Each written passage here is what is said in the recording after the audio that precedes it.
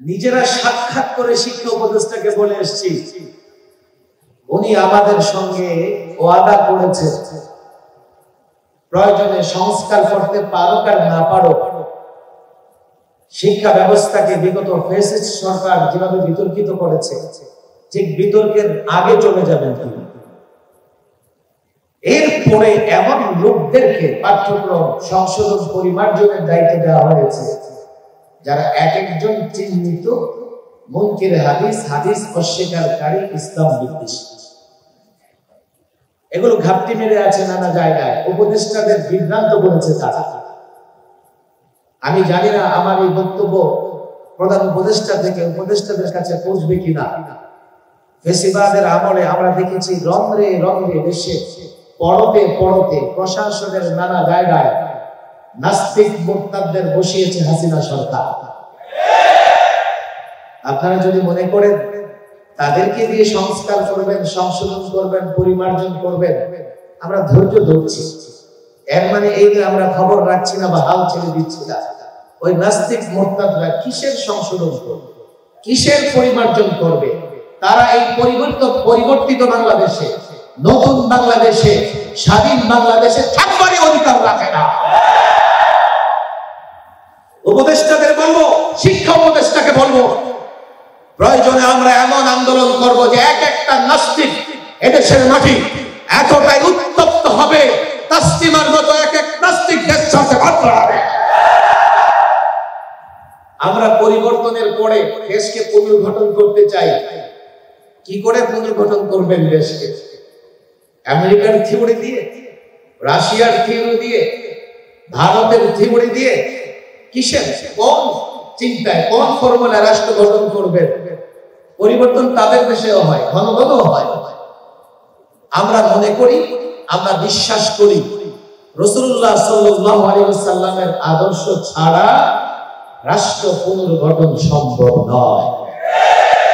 এজন্য রাসূল সাল্লাল্লাহু আলাইহি ওয়াসাল্লাম রাহমাতুল লিল আলামিন। আর আমরা এই বিষয়টাকে এতটা দৃঢ় এবং মজবুতির সঙ্গে অন্তরে ধারণ করি, এই জাতিকে বলে দেই, জাতির শিক্ষিত সমাজকে বলে দেই, এই জায়গাটায় রাসূলুল্লাহর আদর্শের ব্যাপারে কোন ধরনের ছাড় ওলামায়ে কেরাম, তাওহীদি জনতা, মুসলিম জনগণ দিতে পারবে না। যে কোনো জায়গা থেকে, যে কোনো প্রান্ত থেকে, পৃথিবীর যে কোনো কোণা থেকে আল্লাহর নবীকে নিয়ে কটূক্তি করা হবে, আল্লাহর নবীর আদর্শকে নিয়ে তিরস্কার করা হবে, আল্লাহর নবীর চরিত্রে কালো কালিমা লেপন করবার চেষ্টা করা হবে। আমরা দেখব না, আমরা বুঝবার চেষ্টা করব না, আমরা জানবার চেষ্টা করব না। সে কে, কোন পরাশক্তি, কোথায় থাকে, কোথায় বাস করে, তার পেছনে কে আছে। যেখান থেকে আল্লাহর নবীর চরিত্রে কালিমা লেপন করবার চেষ্টা করা হবে, যেই রাষ্ট্র করবে, যেই রাষ্ট্রের যেই সরকারের ছত্রছায়া হবে, রব্বে কাবার কসম, পরিষ্কার বলি, নিজের জায়গা থেকে প্রতিবাদ গড়ে তুলবো, রাজপথে নামবো, প্রয়োজনে যুদ্ধের প্রস্তুতি নেব, প্রয়োজনে লড়াই করবার জন্য বাংলাদেশের দুশ্চিমে জনগণকে সঙ্গে নিয়ে সে দেশের উপর ঝাঁপিয়ে পড়া ইনশাআল্লাহ। রাসূলুল্লাহর প্রেম ভালোবাসার জায়গায় কোনো আপোষ নাই। তার সমাধান করবে রাসূল সাল্লাল্লাহু আলাইহি ওয়াসাল্লামের সিরাত অধ্যয়ন করতে হবে। সিরাত থেকে প্রত্যেকটা সমস্যার সমাধান দিতে হবে, যেটা আছে। এজন্য কোরআনে কারীমে রাসূল সাল্লাল্লাহু আলাইহি ওয়াসাল্লামকে রাহমাতুল লিল আলামিন বলা হয়েছে। রাহমাতুল লিল আলামিন ফাউন্ডেশন মূলত সিরাত চর্চার পরিবেশ তৈরি করতে চায়। মাদ্রাসা, স্কুল, কলেজ, সর্বত্র শিক্ষার্থী, শিক্ষক, সাধারণ জনতা সিরাত চর্চা করতে পারে, সিরাত থেকে জীবনের সব সমস্যার সমাধান খুঁজে নিতে পারে। তবে এটা একটা বড় চ্যালেঞ্জ, একটা বড় চ্যালেঞ্জিং কাজ। আমি যেটা মনে করি, বর্তমান সময়ে যখন রাসূল সাল্লাল্লাহু আলাইহি ওয়াসাল্লামকে প্রতিপন্ন করার চেষ্টা চলছে, রাসূল সাল্লাল্লাহু আলাইহি ওয়াসাল্লামকে নিয়ে কটূক্তি করা হচ্ছে, তখন রাসূল সাল্লাল্লাহু আলাইহি ওয়াসাল্লামের আদর্শ প্রতিষ্ঠা করার সংগ্রাম, আন্দোলন অনেকটাই কঠিন। এই কঠিন কাজটাই ছাত্রদের করতে হবে দায়িত্ব নিয়ে। কিভাবে? রাসূল সাল্লাল্লাহু আলাইহি ওয়াসাল্লামের সিরাত, তার আদর্শ জাতির সামনে যৌক্তিক জায়গা থেকে বাস্তবতার নিরিখে তুলে ধরতে হবে। এজ এ এক্সাম্পল, আমি বর্তমানে একটা পরিবর্তিত সময়ে যে একটা অগোছালো ভাব আমরা দেখতে পাচ্ছি পরিবর্তিত বাংলাদেশে। পরিবর্তন হয়েছে, পরিবর্তন অত্যন্ত কঠিন কাজ, কিন্তু পরিবর্তনের পরে পুনর্গঠন তার চাইতেও কঠিন। উপদেষ্টারা রাত দিন কাজ করছেন, ওলামায়ে কেরাম সহযোগিতা করছেন, ছাত্র জনতা সহযোগিতা করছেন, ওনারা রাষ্ট্র পুনর্গঠন করবে। কিন্তু পুনর্গঠন করতে গিয়ে আমরা দেখলাম যে শিক্ষা সিলেবাস পাঠ্যক্রম নিয়ে আমরা উদ্বিগ্ন ছিলাম, সেই শিক্ষা সিলেবাস পাঠ্যক্রমে এত বড় একটা ঝামেলা হয়েছে। যদি পরিবর্তিত বাংলাদেশ না হতো, যদি আমরা উপদেষ্টাদের সহযোগিতা করার মনোভাব আমাদের ভিতরে না থাকতো, এক একটাকে ধরে বঙ্গোপসাগরে নিক্ষেপ করতাম। নিজেরা সাক্ষাৎ করে শিক্ষা উপদেষ্টাকে বলে এসেছি, উনি আমাদের সঙ্গে ওয়াদা করেছে প্রয়োজনে সংস্কার করতে পারো আর না পারো, শিক্ষা ব্যবস্থাকে বিগত ফ্যাসিস্ট সরকার যেভাবে বিতর্কিত করেছে ঠিক বিতর্কের আগে চলে যাবেন তিনি। এরপরে এমন লোকদেরকে পাঠ্যক্রম সংশোধন পরিমার্জনের দায়িত্ব দেওয়া হয়েছে যারা এক একজন চিহ্নিত মুনকির হাদিস, হাদিস অস্বীকারী, ইসলাম বিদ্বেষী। এগুলো ঘাপটি মেরে আছে নানা জায়গায়, উপদেষ্টাদের বিভ্রান্ত করেছে তারা। আমি জানি না আমার এই বক্তব্য প্রধান উপদেষ্টা থেকে উপদেষ্টাদের কাছে পৌঁছবে কিনা। ফেসিবাদের আমলে আমরা দেখেছি রন্ধ্রে রন্ধ্রে দেশে পড়তে পড়তে প্রশাসনের নানা জায়গায় নাস্তিক মুরতাদদের বসিয়েছে হাসিনা সরকার। আপনারা যদি মনে করেন তাদেরকে দিয়ে সংস্কার করবেন, সংশোধন করবেন, পরিমার্জন করবেন, আমরা ধৈর্য ধরছি, এর মানে এই যে আমরা খবর রাখছি না বা হাল ছেড়ে দিচ্ছি না। ওই নাস্তিক মুরতাদরা কিসের সংশোধন করবে, কিসের পরিমার্জন করবে? তারা এই পরিবর্তিত বাংলাদেশে, নতুন বাংলাদেশে, স্বাধীন বাংলাদেশে থাকবারই অধিকার রাখে না।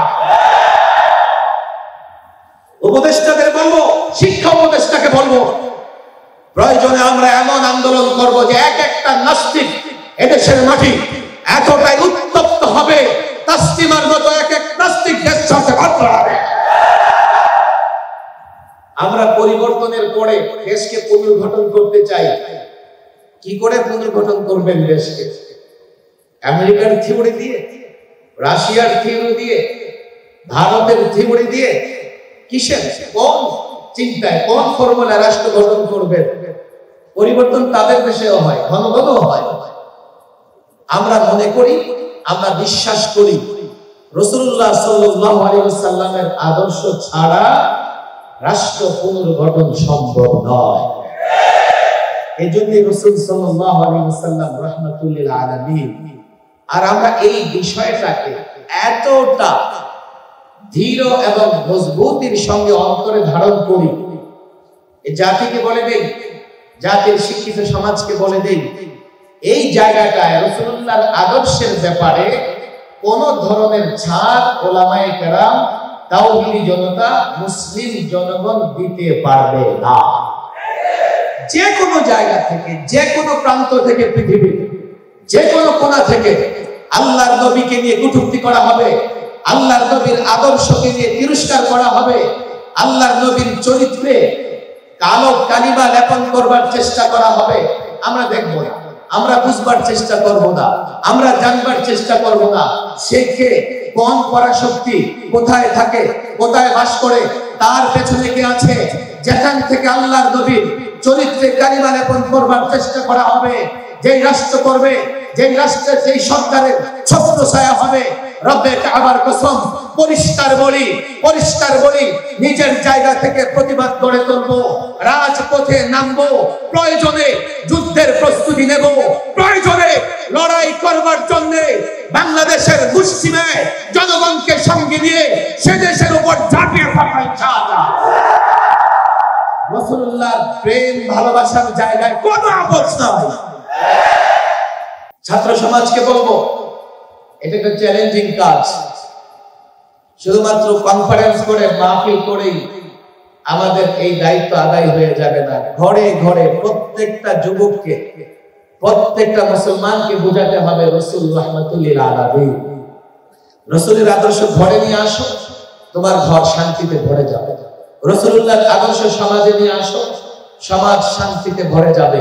রাষ্ট্রে নিয়ে আসো, অর্থ ব্যবস্থায় নিয়ে আসো, বিচার ব্যবস্থায় নিয়ে আসো। আমি তো ভয়ের জায়গা থেকেই বলি, পরিবর্তন হয়েছে। আমরা পুনর্গঠন করব বাংলাদেশকে। আমরা শান্তির মরীচিকার পেছনে ছুটছি। বাংলাদেশে পরিবর্তন হয়েছে ৭১, আবার ৯০-তে, আবারও পরিবর্তন হয়েছে। এখন কিছুটা দেশের মানুষ ভালো আছে, কিন্তু আমার যে ভয়ের জায়গা, এটা একটা বাস্তবতাও বটে। সামনে যারা আসবে তারা এই ফর্মুলায় আসবে, আসার পরে আগে যারা চুরি করেছে এর চাইতে ওরা মহাচোর হিসেবে রাষ্ট্রে বসবাস করে। পরিবর্তনের পরে পুনর্গঠনের জন্য রাসূলুল্লাহর আদর্শের বিকল্প নাই। আমি মনে করি এটাই রাহমাতুল লিল আলামিনের মূল কাজ। ঘরে ঘরে বাস্তবতার নিরিখে, যুক্তির আলোকে জাতিকে বুঝানো যে রাসূলুল্লাহর আদর্শ আমাদের জন্য রহমত। আমি মনে করি আজকে যারা এখানে উপস্থিত হয়েছে নবী প্রেমে উদ্বুদ্ধ হয়ে, এই মূল কাজ হচ্ছে এটা যে একজন ব্যক্তি, ছাত্র, শিক্ষার্থী, শিক্ষক, তাদের কাছে রাসূলুল্লাহর ইউনিক মডেল, অনুপম আদর্শ তুলে ধরা। আপনারা সেই কাজ করবেন। আমি দীর্ঘ বক্তৃতা করবো না, একেবারে শেষ পর্যায়ে চলে এসেছি। যারা দূর দূর থেকে এসছেন, আসলে বসার তো জায়গা দিতে পারছি না। আমার মনে হয় জায়গাটা সংকীর্ণ হয়ে গেছে। তো এতটুকু আমি আশা রাখি, আগামীতে আর এই বদ্ধ জায়গায় হবে না। সাওয়ারদের মতো আমরা বৃহৎ জায়গায়, উন্মুক্ত জায়গায় রাহমাতুল লিল আলামিন মহাসম্মেলন করব ইনশাআল্লাহ। সর্বশেষ কথা, 19-এ যখন রাহমাতুল লিল আলামিন ফাউন্ডেশন গঠিত হয়, ঠিক প্রথম কনফারেন্সটা এখানেই ছিল। সকল প্রস্তুতি সম্পন্ন। আমরা অনেক খরচও করেছি সেই প্রোগ্রামে। বিকেল থেকে এরপর দিন সকাল 10টায় প্রোগ্রাম, স্টেজ মেরামত হয়েছে, সুসজ্জিত হয়েছে, মাইক লাগানো হয়েছে। মাগরিবের পরে এসে ফেসিবাদের দোসর কিছু লোক স্টেজ প্যান্ডেল ভেঙে এই প্রোগ্রাম বন্ধ করে দিয়েছে। আমার একটা বিশ্বাস ছিল, আর যাই হোক তারাও তো মুসলমান, হয়তো সর্বশেষ কাল সকালবেলা আমরা অনুমতি পেয়েও যেতে পারি। সকালে যখন হাজারো জনতা, নবী প্রেমিকরা গেটে এসে ভিড় করেছে, গেটে তালা লাগিয়ে দেওয়া আছে। হলে ভাড়া করেছি, নিজের টাকা দিয়ে হল ভাড়া করেছি। ভাড়া তো ফেরত পরবর্তীতে দেয় নাই, খরচও করেছি। একটা রাষ্ট্রে তারা বলে এটা নাকি গণতান্ত্রিক রাষ্ট্র, সেই রাষ্ট্রে সবকিছু করার পরে এখানে প্রোগ্রাম করা যায় না। আল্লাহ তাবারক ওয়া তাআলার ফজল, 5 বছরের মাথায় রাহমাতুল লিল আলামিন ফাউন্ডেশন এখানে ভরপুর প্রোগ্রাম করতেছে। ফেসিবাদের শেষ হয়ে গেছে, তারা পলায়ন করেছে, দুপুরের খাবারও খেতে পারে না। ফ্রিজে বড় বড় মাছ রেখে দিয়েছে, যাতে সেটাকে কাঁধে করে ফেলতেছে। আই মাছ তাদের মুখে উঠে নাই, বোয়াল মাছ তাদের মুখে উঠে নাই, তারা পালিয়েছে।